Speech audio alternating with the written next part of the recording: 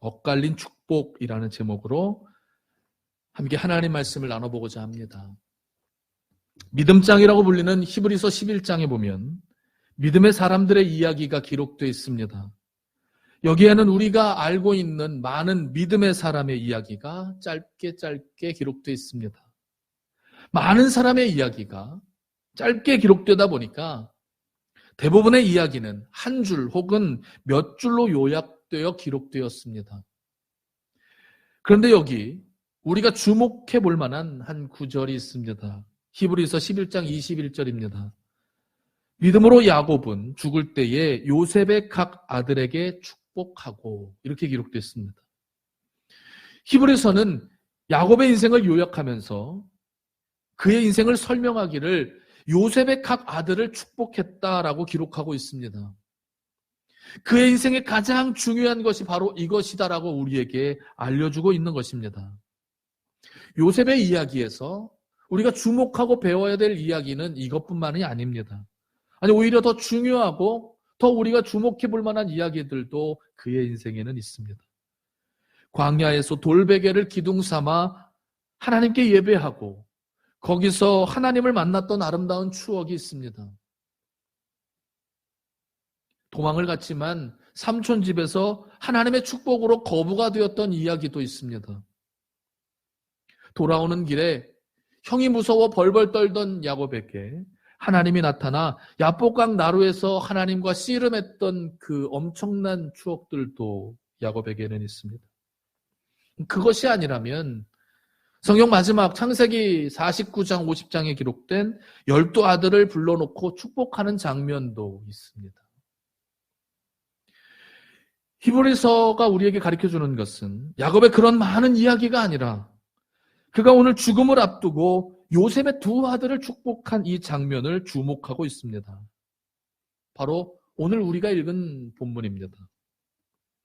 우리가 읽은 이 성경에는 굉장히 특별한 메시지가 있다고 저는 믿습니다.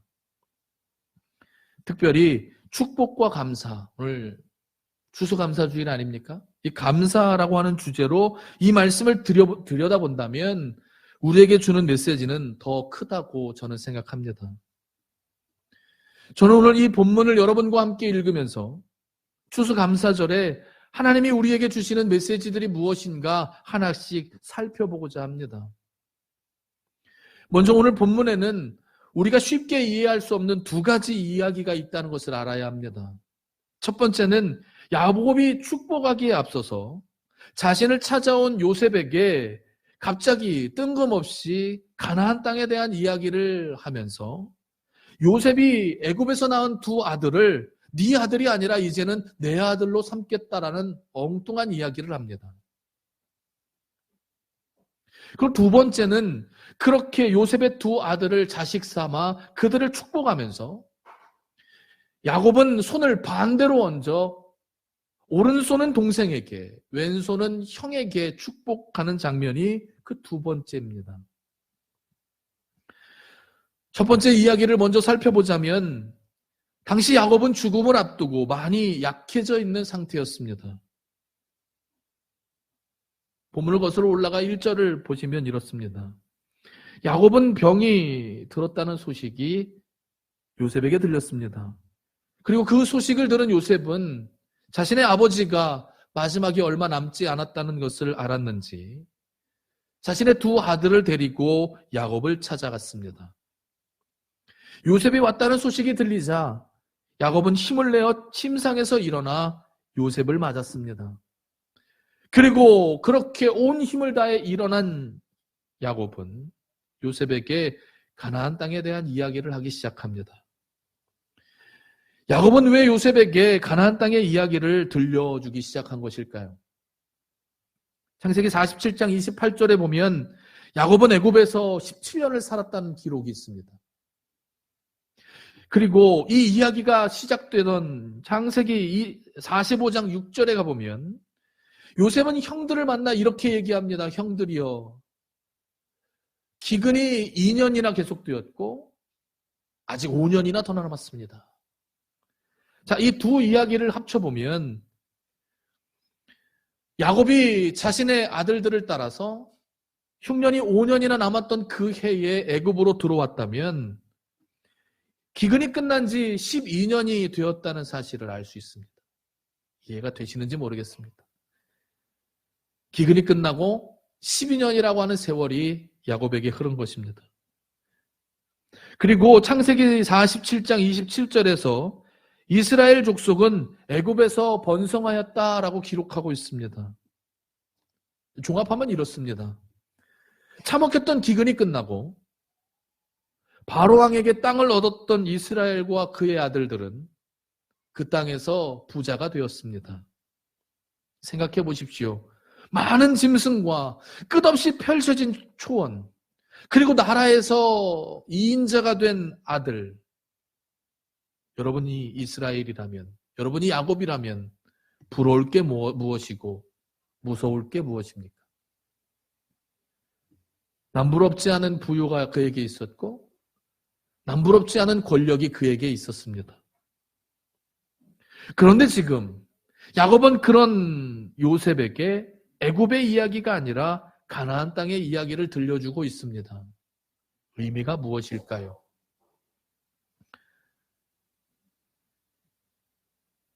그리고 아름다운 땅 애굽에서 낳은 두 아들이 요셉의 아들이 아니라 야곱의 아들, 즉 자신의 아들이 될 것이라고 말하는 이유가 또 무엇입니까? 야곱은 요셉에게 이렇게 말하고 있는 것입니다. 우리 땅은 애굽이 아니라 가나안 땅이다. 우리는 잠시 애굽에 머물고 있지만 우리는 반드시 우리 땅 가나안으로 가야 한다. 이렇게 지금 요셉에게 말하고 있는 것과 같습니다. 여러분, 제가 말하는 이것이 아니라면 야곱은 요셉을 만나서 이렇게 이야기해야 한다고 저는 생각합니다. 요셉아, 왔느냐? 그래, 어디 바로왕은 잘 계시더냐? 건강하시더냐? 야, 그 말을 잘 들어야 한다. 그 기분을 상하게 하면 안 된다. 네가 말하는 거에 따라서, 네가 행동하는 거에 따라서 우리 가족의 미래가 달려있다. 너만 믿는다. 우리 가족은 네가 세워야 된다. 조금도 바로의 신경을 건드리면 안 된다. 아마도 야곱은 그렇게 얘기했을 겁니다. 그러나 야곱은 요셉에게 그렇게 얘기하지 않았습니다.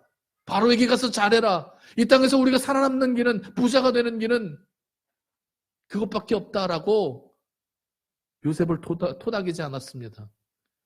대신 요셉에게 하나님이 약속으로 주신 가나안 땅의 이야기를 들려주었습니다. 이러한 메시지가 우리에게 주는 교훈이 무엇일까요? 특별히 추수감사절을 지내고 있는 우리들에게 주시는 메시지가 무엇일까요? 본문을 통해서 배우는 첫 번째는 저는 이거라고 생각합니다. 우리가 풍요로울 때 하나님의 나라를 기억하라는 것입니다. 풍성한 삶을 누리고 풍요로운 삶을 누렸던 요셉에게 야곱은 하나님이 주신 땅, 가나안 땅을 기억하라고 말하고 있습니다. 여러분, 우리도 마찬가지입니다.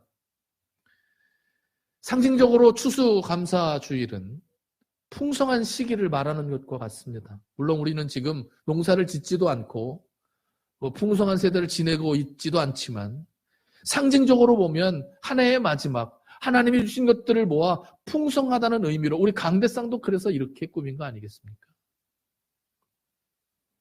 그런데 우리는 오늘 본문에 말하는 야곱의 이야기처럼 풍요의 계절을 지내며 풍요의 땅 애굽이 아니라 약속의 땅 가나안을 기억해야 한다는 사실을 잊지 말아야 합니다. 그리고 우리 모두는 하나님이 약속으로 주신 그 나라에 가는 사람들이라는 것을 잊지 말아야 합니다. 요셉이 그랬듯이, 그의 자녀들이, 그의 후손들이 그랬듯이 잘 된다고, 좋다고 영원히 애굽에서 살 수 없습니다. 곧 요셉을 모르는 새로운 왕이 일어날 것이고 그 왕은 이스라엘 자손들을 핍박하게 될 것입니다. 그들의 자녀를 죽이고 그들의 자녀들을 강물에 던지며 채찍으로 때려 노예로 삼는 때가 올 것입니다. 그때가 되면 이스라엘 족속들은 하나님의 약속의 땅은 가나안을 향해 애굽을 나오게 될 것입니다. 여러분, 우리도 마찬가지입니다. 우리는 이 땅에서 영원히 살 수 없습니다. 하던 일이 잘 되고 부자가 되고 성공하고 좋은 대학에 가며 좋은 직장에 취직하고 예쁜 아내와 좋은 집에서 산다고 우리 영원히 이 땅에서 사는 사람들이 아닙니다. 우리는 언젠가 이 땅을 떠나야 합니다.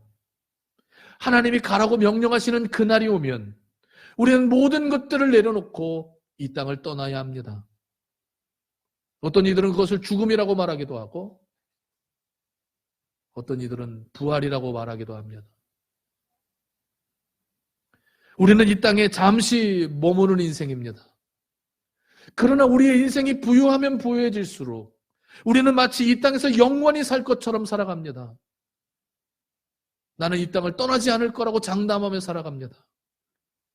저는 성경이 우리에게 주는 강력한 메시지가 바로 이거라고 생각합니다. 그리고 우리가 성경에서 들어야 할 가장 중요한 메시지도 이거라고 생각합니다. 이 땅의 삶이 다가 아니다.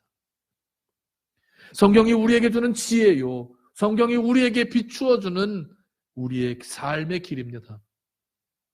이 땅의 삶이 전부가 아님을 믿고 앞으로 우리가 가야 할 땅이 있다고 믿는다면 그의 삶을 준비해야 한다고 성경은 말합니다. 이것이 성경이 우리에게 주는 지혜입니다. 그렇게 요셉의 두 아들이 야곱의 아들이 되었던 그 시간, 야곱은 두 아들을 축복하겠다며 그들의 머리에 손을 올려놓았습니다. 그리고 이제 그들을 축복하기 시작합니다. 그런데 문제는 야곱이 손을 반대로 얹으며 기도하기 시작합니다. 이상하게 생각한 요셉은 아버지에게 몇 번씩 얘기했습니다. 아버지, 그게 아닙니다. 그게 아닙니다. 그 손이 아닙니다. 그는 둘째입니다. 여기가 첫째입니다. 손을 이렇게 바꾸어 놓으셔야 됩니다라고 수없이 얘기했지만 야곱은 좀처럼 손의 위치를 바꾸어 주지 않았습니다. 요셉이 알려준 순서가 아니라 반대의 순서로 아들들을 축복하기 시작했습니다. 야곱은 왜 이렇게 고집을 부리며 요셉의 두 아들을 반대로 축복하고 있을까요? 히브리서 기자는 무슨 의미로 이러한 행동이 믿음이었다고 기록하고 있을까요? 무엇을 위한 믿음입니까? 야곱의 이러한 이상한 행동은 우리에게 분명한 메시지를 전해주고 있습니다. 그것은 우리가 받는 축복이 바로 이런 것이라고 우리에게 설명해주고 있는 것입니다. 저는 추수감사주일 우리 성도들에게 이런 엇갈린 축복이 임하기를 바랍니다. 요셉의 두 번째 아들에게 내려진 이상한 축복이 우리 성도들에게도 임하기를 기대해 봅니다. 야곱의 축복이 무엇입니까? 엇갈린 축복, 이상한 축복이 무엇입니까? 이 축복은 그 당시에 법을 무너뜨리고 형식을 무너뜨리고 문화를 무너뜨리며 질서와 순서를 무너뜨리는 것과 같습니다. 절대로 일어날 수 없는 축복, 아니 절대로 일어나서는 안 되는 축복이라고 말하고 있습니다. 모두가 아니라고 말하는 그 축복이 바로 야곱의 축복입니다. 야곱의 축복은 이유를 설명할 수 없는 축복입니다. 여러분, 둘째 아들이 왜 장자의 축복을 받아야 합니까? 잘생겨서요? 공부를 잘해서요? 키가 커서요? 될성 싶은 떡잎부터 알아봤습니까? 그렇지 않아요. 아무 이유가 없습니다. 야곱의 축복은 이해할 수 없고 인정할 수 없고 용납할 수 없는 축복입니다. 그런데 바로 이것이 제가 여러분과 함께 본문을 읽는 이유이기도 합니다. 오해 없이 들으십시오. 사실 우리는 한 것이 없습니다. 요셉의 둘째 아들과 같이 아무것도 한 것 없는, 자격 없는 것이 우리입니다. 작은 축복이라도 그저 주시면 감사히 받아야 하는 존재, 더 달라 말할 수 없고 더 갖고 싶다고 말할 수 없는 초라한 둘째 아들이 바로 우리입니다.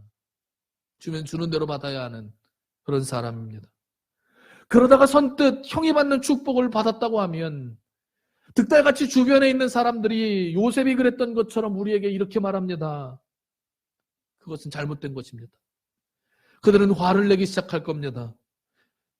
우리가 한 것이 없다고, 우리는 그럴 만한 사람이 아니라고 우리에게 고함을 지를 것입니다.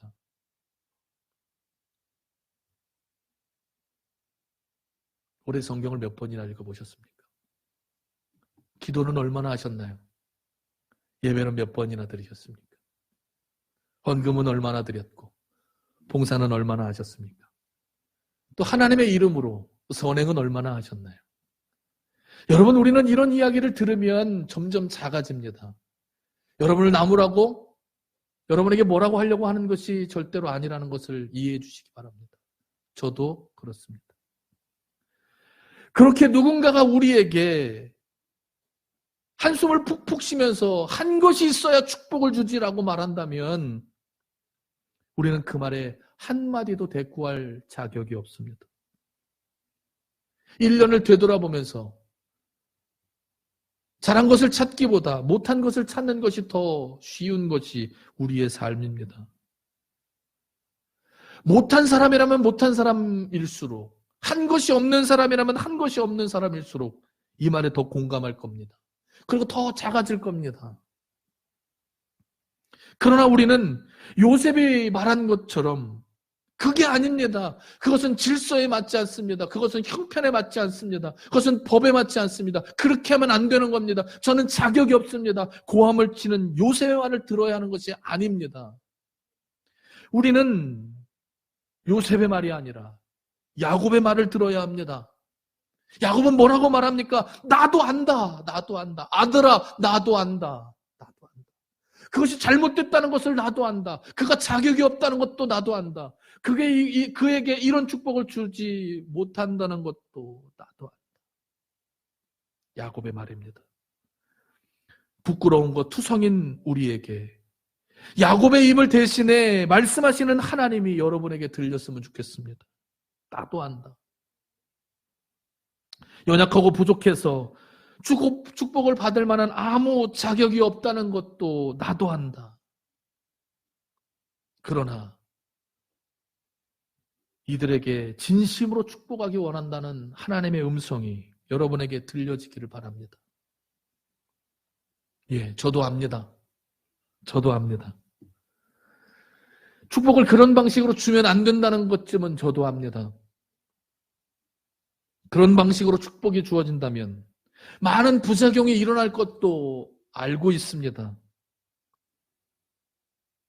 그렇게 축복을 주면 열심히 일한 사람은 뭐가 되고, 열심히 예배한 사람은 뭐가 되며, 열심히 수고한 사람은 뭐가 되겠습니까? 열심히 한 사람이, 수고한 사람이, 부지런히 최선을 다한 사람이 많은 축복을 받는 사회가 된다면 우리는 더 열심히 할 겁니다. 예, 저도 그렇게 됐으면 좋겠습니다. 기도 많이 하시는 분들이 축복을 받았으면 좋겠고, 봉사 많이 하는 분들이 건강했으면 좋겠고, 그렇게 해야 교회도 잘 되고 교회도 운영하기 편할 거 아닙니까? 저도 압니다. 그러나 우리 함께 추수감사주일로 드리는 오늘 우리의 예배가 우리에게 주시는 상상할 수 없는 축복이 아무 이유도 없이 여러분에게 임하는 아름다운 예배가 되기를 원합니다. 이유를 설명할 수 없고, 어떤 사람들은 용납할 수 없고, 어떤 사람들은 인정할 수 없고 상상할 수 없는 그 이상하고도 신비한 하나님의 축복이 여러분에게 임하기를 원합니다. 축복을 받아들고 왜 내게 이것을 주느냐고 반문할 만큼의 놀라운 축복이 여러분에게 임하기를 원합니다. 저는 예배를 잘 드리지도 못했는데요. 저는 헌금을 많이 드리지도 못했는데요. 봉사를 한 적도, 주를 위해서 힘쓴 적도 없는데요.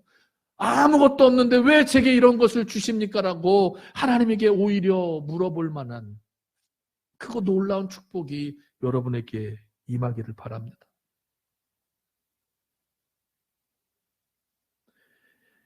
야곱의 엇갈린 축복을 바라보면서 우리가 그 속에서 알아야 될 중요한 또 하나의 메시지가 있습니다. 그것은 그동안 둘째 아들인 에브라임이 손해를 보던 수많은 이유들이 축복의 이유가 되었다는 것을 잊지 말아야 한다는 겁니다. 자, 요셉의 두 번째 아들인 에브라임 입장에서 지금 일어난 이 축복을 들여다봅시다. 에브라임은 항상 불만이었을 겁니다. 왜냐하면 자기가 원해서 둘째가 된 게 아니기 때문입니다. 어떤 게임을 해서 진 게 아니고요. 싸워서 졌다거나 어떤 경기를 해서 져서 둘째가 된 게 아닙니다. 순전히 태어나 보니까 둘째가 된 겁니다. 어떤 이유도 없습니다. 마치 야곱의 인생이 그랬던 것처럼 말입니다. 야곱은 둘째가 되는 것이 싫어서 어머니 뱃속에서 나올 때부터 형의 뒤꿈치를 붙잡고 나왔습니다. 악착같이 발버둥 쳤지만 그는 형이 될 수 없었습니다. 동생이 된 것도 억울한데 동생은 뭐든지 형의 절반만 가져갈 수 있었습니다. 그게 법이고 그게 문화였습니다. 동생은 항상 형 뒤에 서야 했고 항상 형의 명령을 따라야만 했습니다. 둘째의 이러한 억울한 이유들이 오늘 야곱 앞에서 축복의 이유가 되었다는 사실을 잊지 말았으면 합니다. 둘째인 에브라임이 갑자기 형의 축복을 받았던 이유가 무엇인지 아십니까? 이유는 하나입니다. 그가 둘째였기 때문입니다. 그가 그동안 그렇게 억울해했던 이유, 그렇게 손해봤던 이유, 형보다 절반만 가져야 하고 맨날 뒤에 서야 하고 맨날 억울하게 만들었던 그 눈물겨웠던 이유가 야곱 앞에서 오늘 축복의 이유가 된 것입니다. 다른 이유는 없습니다. 저는 에브라임이 받았던 축복을 상상하면서 문득 우리의 삶에도 억울하고 손해보는 이유들이 축복의 이유가 될 수 있다는 믿음이 생기기 시작했습니다. 믿음 생활을 하다 보면 억울할 때가 있습니다. 손해볼 때가 있습니다. 잘못한 것이 하나도 없는데 우리는 연약한 사람이 될 때가 한두 번이 아닙니다. 단지 내가 예수를 믿는다는 이유 그 하나 때문입니다. 예수를 믿는다는 것 때문에 손해를 보고 예수를 믿는다는 것 때문에 억울하고 때로는 고난을 당하기도 합니다. 그래서 어떤 사람들은 예수님을 믿는다는 사실을 숨기기도 합니다. 우리는 둘째인 에브라임이 받았던 축복, 야곱의 축복을 통해 굉장히 중요한 걸 배울 수 있습니다. 그것은 지금 우리가 예수님 때문에 당하는 억울한 것들과 손해보는 것들, 예수님 때문에 당하는 모든 고난들이 하나님 앞에서 축복으로 바뀌게 될 것이라는 겁니다. 우리가 단지 예수를 믿는다는 이유로 받았던 수많은 억울한 일들이 반대로 예수를 믿는다는 한 가지 이유로 축복으로 모두 바뀌게 될 것입니다. 오늘은 추수감사주일입니다. 여러분은 무엇을 감사하고 있습니까? 1년을 되돌아보면서 얼마나 많이 받았나? 무엇을 성공했고 얼마나 높이 올라갔으며 얼마나 잘 되고 있는가를 세고 있습니까? 예, 열심히 세보십시오. 저는 우리 성도들에게 여러분이 세고 있는 그 축복과는 비교할 수 없는, 상상할 수 없는 놀라운 축복이 여러분에게 임하기를 바랍니다. 내가 이런 걸 받아도 되나? 왜 내게 이것을 주시는가 얼떨떨하고 놀라며 우리를 당황하게 만드는 엄청난 축복들이 여러분에게 임하기를 바랍니다. 예수를 믿는다는 한 가지 이유로 주시는 축복입니다. 잘한 게 없습니다. 여러분이 내세울 만한 게 없습니다. 1년을 돌아본 게 아니라 내 평생을 되돌아봐도 나는 이런 걸 받을 만한 자격이 없습니다라고 주님 앞에 말하는 인생이라 할지라도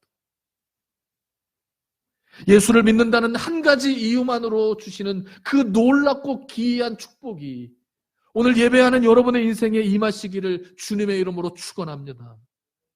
그리고 그 놀라운 축복들을 들여다보면서 이제 고개를 들어 하나님의 나라를 바라보는 성숙한 그리스도인들이 되시기를 주님의 이름으로 축원합니다.